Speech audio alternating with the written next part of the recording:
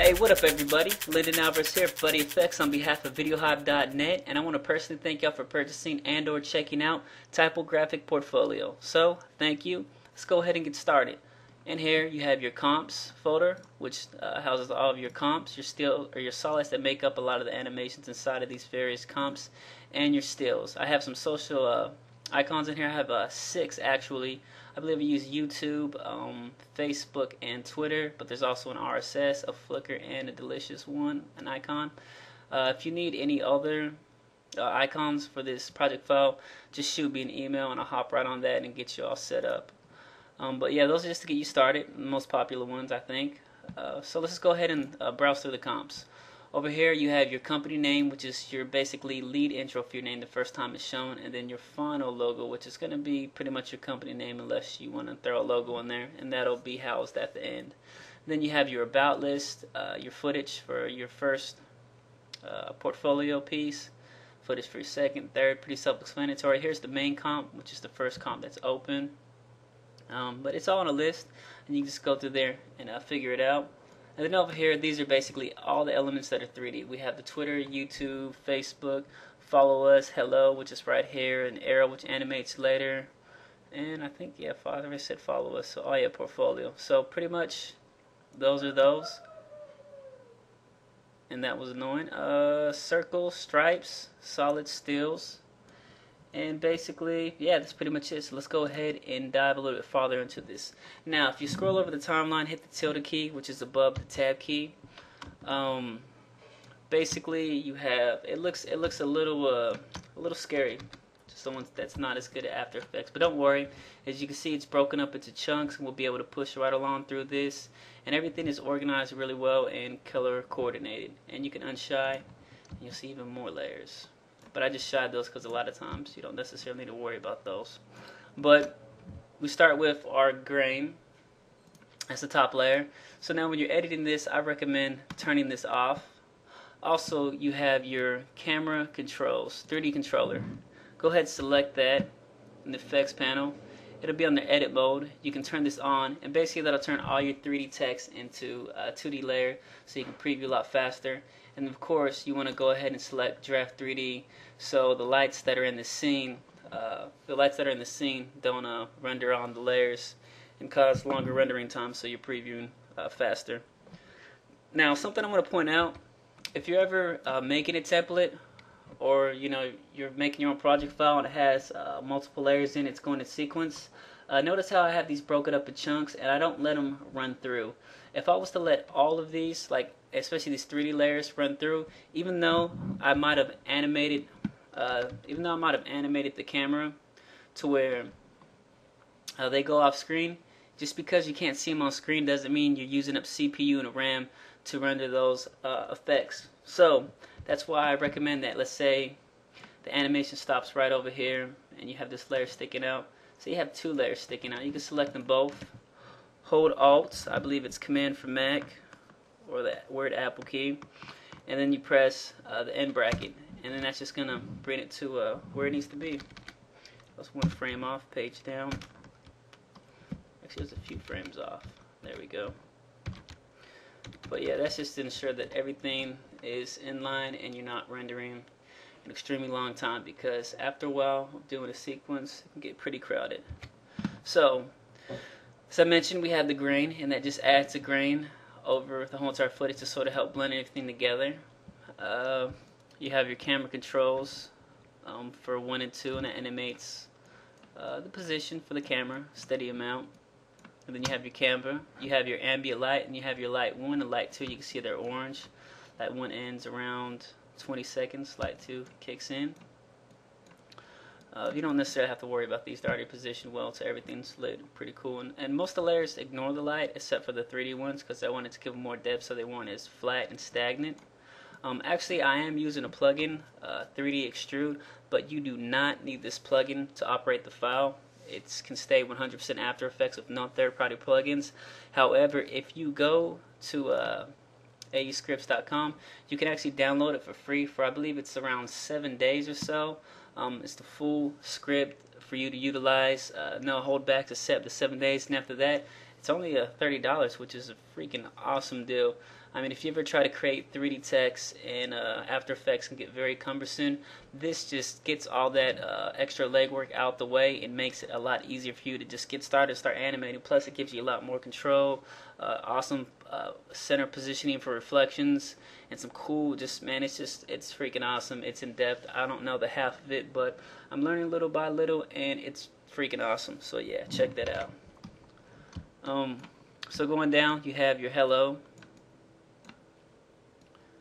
And that's the first one that comes in. Actually, that shouldn't be unshot. So you can just unshot so you can see all the layers. And this is when it turns flat. This is where it's 3D. Of course, you can't see 3D right now because the edit mode's on. But chances are you want to keep it with what it says, or you can change it like, yo, what's up? We are. I don't know. That would be pretty lame sounding. Wouldn't fit, but it's there for you to customize. And so here's your company name, what you would change. So your name right here. You can double click, and it's just going to pop this up. And basically, this is just the intermediate stage between the 3D font that it generates. You can double click on any one of these again.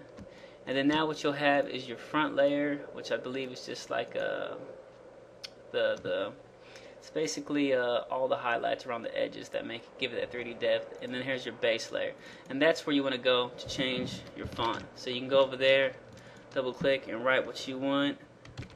Put yo yo, yo yo yo, whatever. Go back to main, and automatically updates. Of course, Draft 3D is on, so you can go to your 3D controller, check that off, turn off Draft 3D, and blam, you get more shading, and yo yo yo, it's updated. So pretty cool. And then moving down a little bit farther, basically all the ones in yellow are the ones you can follow to change, but the about list, and that is right here. So you just go into here, you have to scroll so far before you can see everything, and it's pretty easy. Just double click and type what you want. Once again, yo yo yo. And then you go back to the main, and when it comes to that animation, it'll automatically be updated. So there's the portfolio list. Okay, so scrolling down a little bit more, you'll come up to video 1, and you'll be able to see right here the block's at video 1. Basically, double click and type what you want. Pretty self-explanatory. Say for video 2, video 3. Footage is all right here. So let's say you got a file that you want. Let me just grab a file really quick. Alright, I just went inside and drag and dropped some footage. But all you have to do is basically select the placeholder, and you see where the keyframe's at. That's basically when the animation starts. So at the very least, you want your animation to begin right here. So I select the placeholder, Alt, click, don't let go, Alt, drag, drop, let go your click holding Alt, and it automatically updates. You go back to the main, and voila, it is automatically updated, ready for you to go. So the same applies to footage 2, footage 3, which are all right here. And then going a little bit farther down the timeline, we get to the social icons, and you have Facebook, Twitter, YouTube, and those basically the last 3. So if you want to switch them with something in here, or if you want to shoot me an email because you need another file, go ahead and do so. But I'm just going to go ahead and show you how I would edit this into something like an RSS feed, or let's do Flickr. So we'll change Twitter to Flickr. Double click. Like I said, any of these comps, just click on them, and then you have your front and your base. What we want to change is the base layer. That's going to be our main layer. So we're at our base layer, and we can see the Twitter icon. It's really simple. I'm just going to go ahead and grab Flickr. Click, hold Alt, click, drag, drop on top of this highlighted, let go of your click, and this automatically updates. Really easy, except this is not Twitter, it's Flickr. So double click, Flickr, and then of course you can change the font to something more suitable. Now if you're looking for the Flickr fonts, I'll probably have references inside of the project file, but the best way to find it is just go to dafont, dafont.com, and just look at the Flickr font, and then go over to the font, look at a sans serif, see what it sort of emulates, and just keep browsing. Eventually you'll find it. It really doesn't take as long as you would think. So I'm just going to type in Helvetica, click go over here, scroll down until I find something I like. That looks cool. Zoom out. And then basically clicking, holding, shift, dragging, and just centering everything. So then you go back to the main composition and it automatically updates. Now see, the problem with this is here for the PNGs I have with alpha transparencies, so it doesn't just look right through the black, so it'll actually have that to back it up.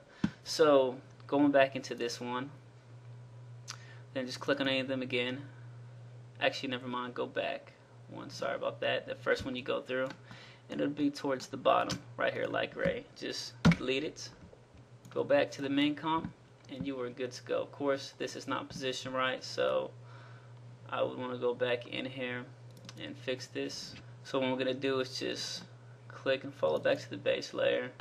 And what you can do, actually, you see the base layer is right there. I'm going to go over here, select the main, hit the padlock to lock the panel so it doesn't change when I go to a new comp. And we'll go to the Twitter front, Twitter base. And then with both of these selected, hold shift and then hit the arrow key over, and you can watch it update.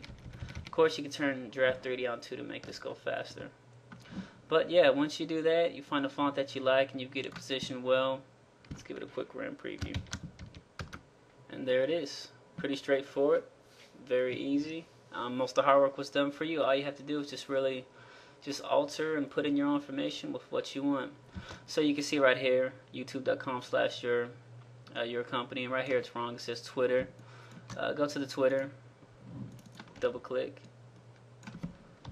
you guessed it, Flickr, and then your company name, yo. Yeah, and like I said, it's all self-explanatory, pretty straightforward. Questions, your email right there, more text for a tag, last text, and then your logo. So that's pretty much it. I hope y'all enjoyed checking out this project file. But before I wrap this up, I just want to go ahead and show y'all some techniques I employed to customize and give it a completely different look. Now, I could have linked a lot of the palettes together with expressions for color control, but if you really want to customize this, everything's organized straightforward. You have your background layer, your vignette, and then you have the text, which is all labeled and highlighted in, I think, fuchsia, so you can see all the FEs. And basically, to really make it your own, there's really no easy workaround to it unless you want something that's going to come up a little chalky from the original animation. If you want to make it yours, you've got to individually color, but it's easy. Like I said, change the background, add a texture, and let me just go ahead and show you what I'm talking about.